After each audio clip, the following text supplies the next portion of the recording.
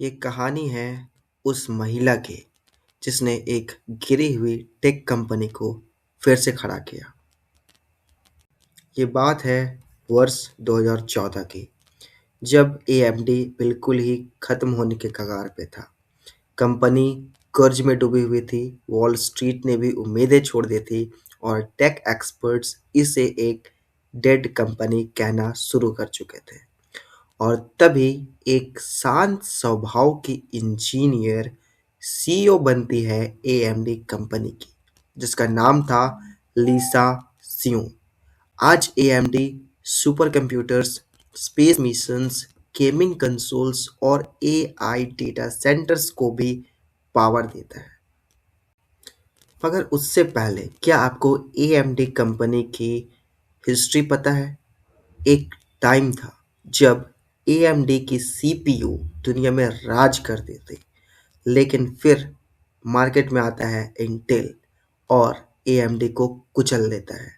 बेहतर चिप्स, ज़्यादा पैसे और तेज इनोवेशन की मदद से।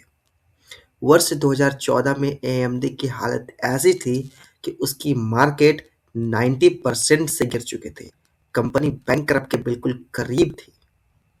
और तभी एएमडी की सीईओ बनती है लीसा सियों। वो कोई सेलिब्रिटी सीईओ तो नहीं थी, बट हाँ, वो एक हार्डकोर इंजीनियर जरूर थी। उनका जो पहला फैसला था वो पूरे के पूरे इंडस्ट्री को हिला के रख देने वाला था। उन्होंने इंटेल की नकल करने के बजाय एएमडी की पूरी चिप आर्किटेक्चर को ही बदलने का फैसला किया। सब कुछ एक चीज पे ही दांव पे लगी थी, जो कि था जेन आर्किटेक्चर। अगर जेन फेल हो जाता तो एएमडी हमेशा के लिए खत्म हो जाता। फिर टाइम आता है 2017, जब जेन लॉन्च होता है। ये इंटेल को प्राइस टू परफॉर्मेंस में हरा देता है। ये बात सबसे पहले गेमर्स ने नोटिस किया, फिर डेटा सेंटर्स ने और फिर सुपर कंप्यूटर्स ने। एएमडी का स्टॉक 4000% से ज़्यादा बढ़ जाता है और एक मरती हुई कंपनी एएमडी एनवीडिया का सबसे बड़ा एआई राइवल बन जाता है। And do you know what?